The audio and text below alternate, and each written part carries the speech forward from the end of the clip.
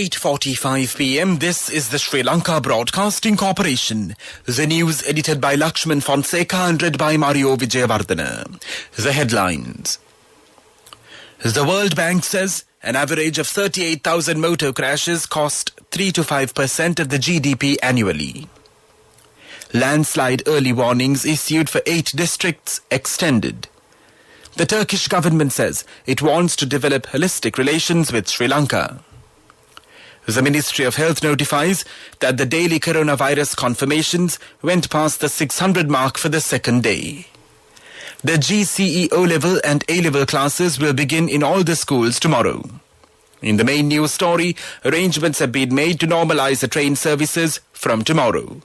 In sports news, the International Handball Federation changes its much criticized uniform regulations for female players. In news overseas, the Ethiopian government rallies protesters against Tigrayan rebels.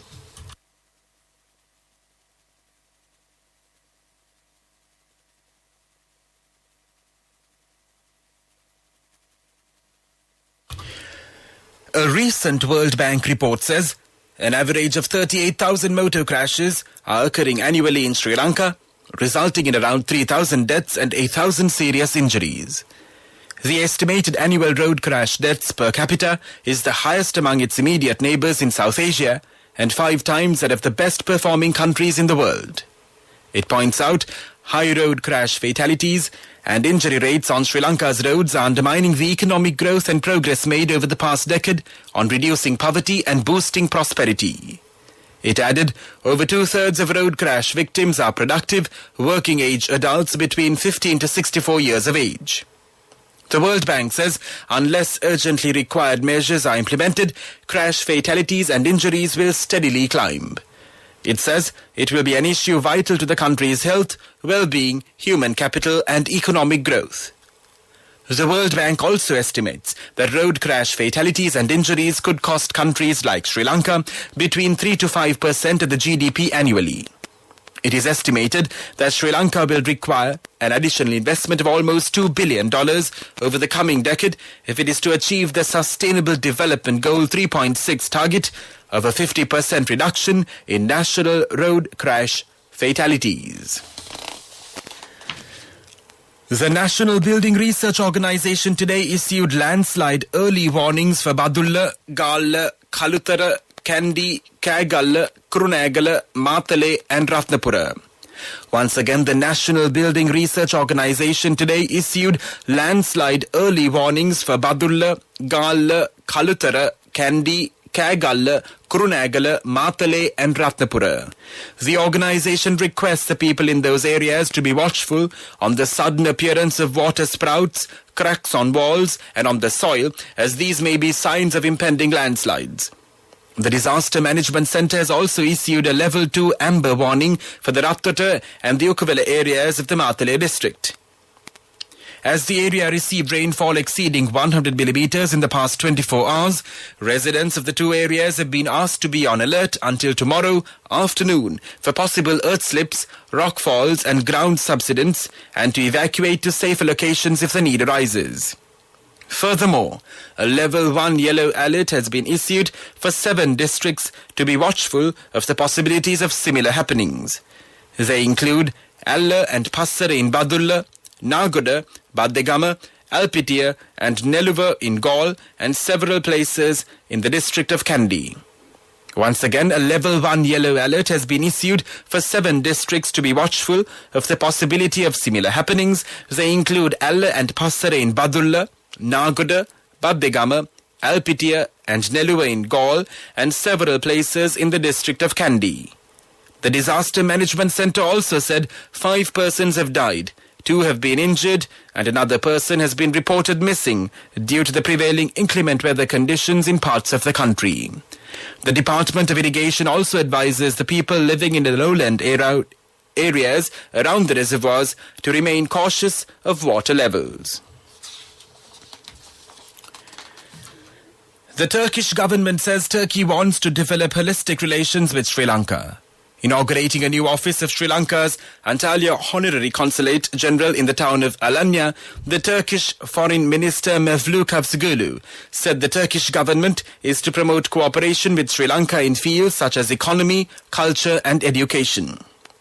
He said that honorary consulates play an important role in diplomatic interactions and added that the first Turkish diplomatic contact with Sri Lanka was established in 1864 when the Ottoman Empire opened an honorary consulate.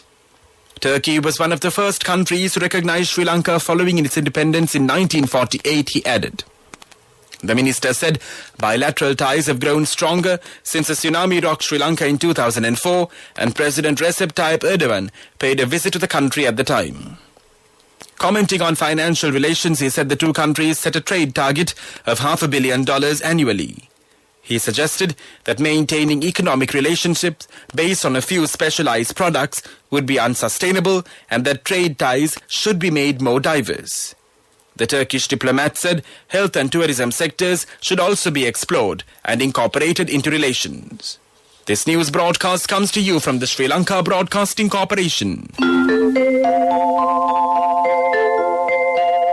Sri Lanka Insurance. Like a father, like a mother.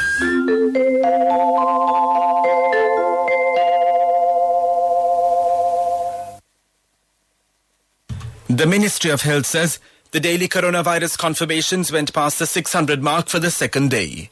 The ministry says home-based patients are also rising. The ministry warns the public to exercise more care and avoid large gatherings to avoid another lockdown. The Sri Lankan Health Authorities identified 628 new COVID patients for the first time in 20 days and 617 yesterday. Health officials say complaints were received about functions held without adhering to the health guidelines and many other large gatherings may have helped the virus to spread again.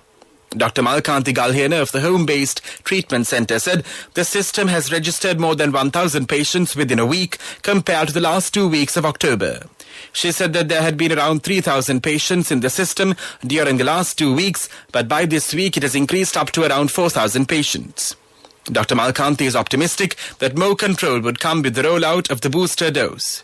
But if the country is to remain open and all other services to be operated, the public should follow the health guidelines strictly. Academic activities for the GCE O-level and A-level grades will begin in all the schools in the country tomorrow. The Secretary to the Ministry of Education, Professor Kapila Pereira, said the decision was taken following the approval granted by the health authorities. However, the reopening of grades 6 to 9 is still undecided. It is also reported that a special program is in place to ensure the mental well-being of both students and teachers at the first few days of the school reopenings. The Education Ministry also said until the syllabus is covered, the schools would not be required to hold term tests, but teachers could instead carry out assessments within the classroom to measure the child's progress. Meanwhile, the National Dengue Control Unit has instructed to conduct clean-up campaigns in areas that are highly prone to dengue before schools across the country reopen. Community physician at the National Dengue Control Unit, Dr. Shilanthi Seniviratna, says the number of dengue patients reported in the country is currently increasing. That's local news. Just as love and freedom are important to a child, so too is knowledge. Encouraging their pursuit of knowledge is our most important responsibility as parents. Sri Lanka Insurance Minimuthu Education Plans ensure a secure future for your child with a higher education fund, comprehensive protection and a range of additional covers. Minimuthu Education Plans for children who dare to dream. Sri Lanka Insurance, like a father, like a mother. A mother knows the pain of each member of the family. Siddhalepa, the trusted relief for aches and pains. An effective therapy for relief from cold, sneezing, flu, headaches, swelling due to toothaches, rheumatic, discomforts, and muscular aches and pains. Siddhalepa, the Vidya Mahatmya in every home. The main news story is brought to you by Siddhalepa Vidya Mahatmya. The Association of Station Masters says arrangements have been made to normalize the train services from tomorrow. It was after a 20-month-long disruption due to the COVID-19 pandemic. After March 2020, trains operated only on limited schedules in line with the health guidelines imposed by the government. Plans had been made to operate trains as per normal from today, but only a few long-distance trains and the Gaul Maradana night mail are in operation at present. The Association of Station Masters also said reservation of seats and retiring rooms and parcel transport are being resumed as well. The main news story was brought to you by Siddhalepa Vedamahatmya. Brush your teeth twice a day for healthy teeth and gums. Supiriviki and Kakulu, your trusted brands in oral care for many years. Supiriviki Ayurvedic toothpaste for adults. Kakulu Ayurvedic toothpaste for kids. 9 Ayurvedic ingredients of Supiriviki will protect your teeth and strengthen your gums. Supiriviki and Kakulu, products from Siddhalepa.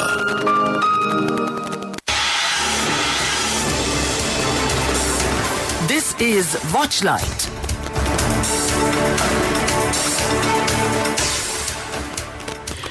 The Railway Control Room announces that the upcountry train service between Colombo Fort and Badulla will be delayed due to landslides occurring in several places.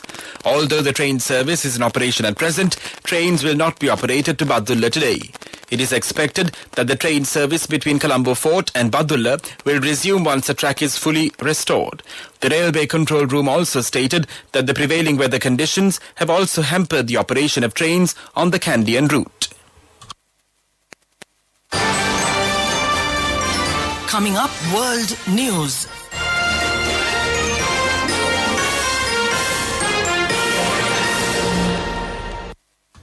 The Ethiopian government rallies protesters against Tigrayan rebels. Flash floods in Bosnia, prompt evacuations and power outages. Ndrangheta mafia members convicted as Italy begins huge trial. Tens of thousands of Ethiopians have pledged to defend the capital from advancing rebels during a pro-military rally where attendees dismissed diplomatic efforts to end the year-long war.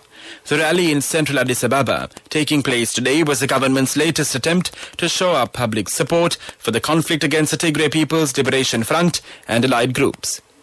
It came 5 days after the government declared a nationwide state of emergency, ostensibly to protect civilians from the TPLF, which has claimed key gains in recent days while floating a possible march on the capital. United States official Jeffrey Feltman arrived in Ethiopia on Thursday to try to broker an end to the hostilities. Heavy rain has caused severe flash flooding in Bosnia and Herzegovina, prompting evacuations and causing power outages in most of the capital. It has caused a key facility for oxygen used for COVID-19 patients at submerging roads in some parts of the Balkan country.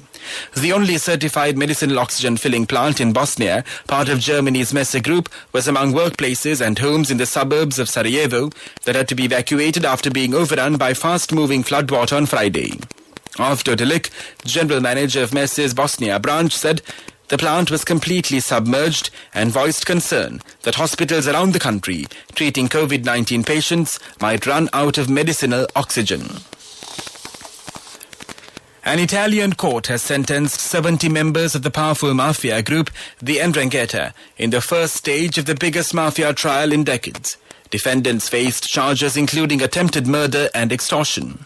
Over the next 2 years, 355 alleged mobsters and corrupt officials will face court for their involvement with Italy's richest and most powerful organized crime group. Hundreds of lawyers and nearly 1,000 witnesses are involved.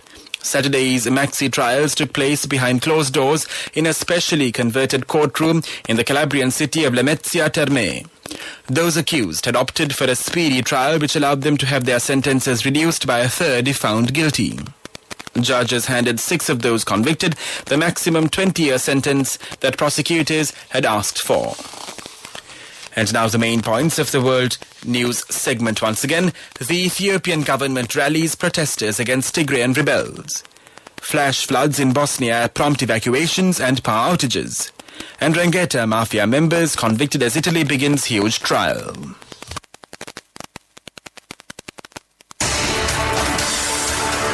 Development News.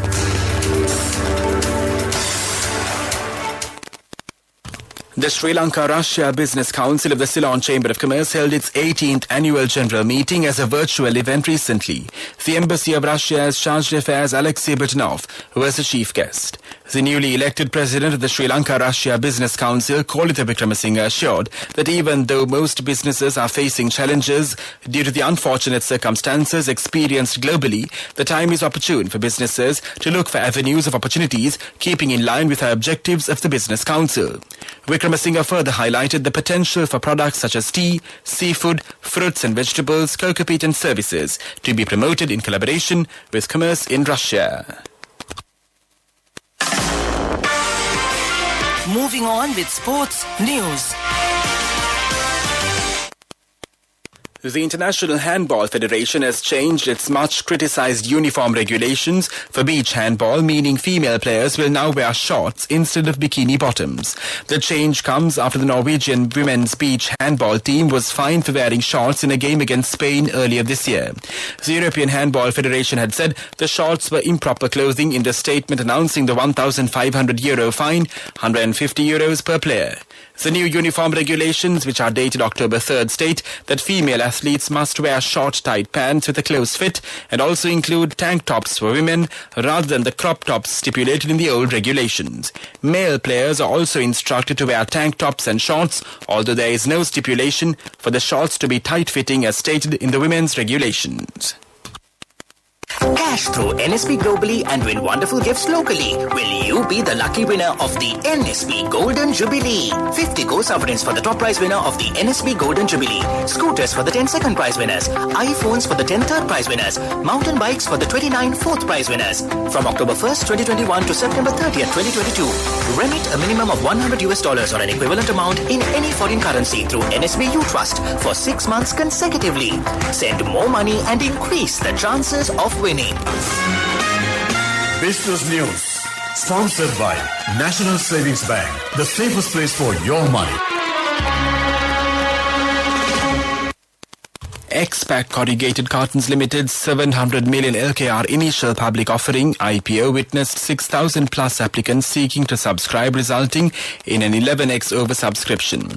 This is the highest rate of oversubscription witnessed by any recent IPO, making it the highest subscribed IPO for 2021. The IPO, which opened on the 22nd of October 2021, was oversubscribed in a matter of minutes and thus closed at 4:30 p.m. the same day. There was active interest from a range of investors, both individuals and institutions, with X-Pac receiving more than 6,000 applications worth over 8 billion LKR. Heavy retail activity was also noted.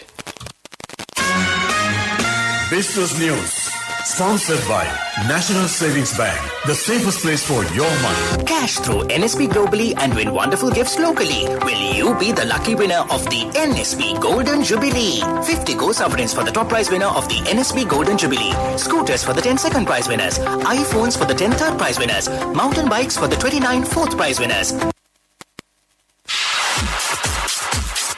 Economic news, courtesy of... I bought my daughter a laptop for her work by managing my finances. Whatever the expenses may be, I can't afford to miss out on life's special moments like her birthday or our anniversary. So you need to invest to make your family's future flourish. Saving money isn't easy when you have responsibilities. That's why we promise to give you the best returns and guarantee on your investment. LOLC Finance Fixed Deposits. Maximize your savings. LOLC Finance PLC, incorporated on the 13th of December 2001, is rated SLA stable by ICRA Lanka Limited and is licensed by the Monetary Board of the Central Bank of Sri Lanka under the Finance Business Act number 42 of 2011.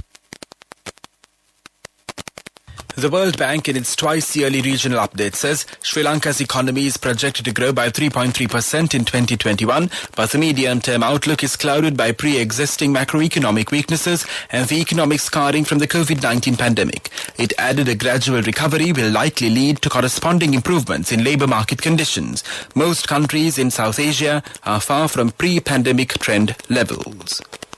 Saving money isn't easy when you have responsibility. That's why we promise to give you the best returns and guarantee on your investment. LOLC Finance Fixed Deposits. Maximize your savings. LOLC Finance PLC, incorporated on the 13th of December 2001, is rated SLA stable by ICRA Lanka Limited and is licensed by the Monetary Board of the Central Bank of Sri Lanka under the Finance Business Act number 42 of 2011.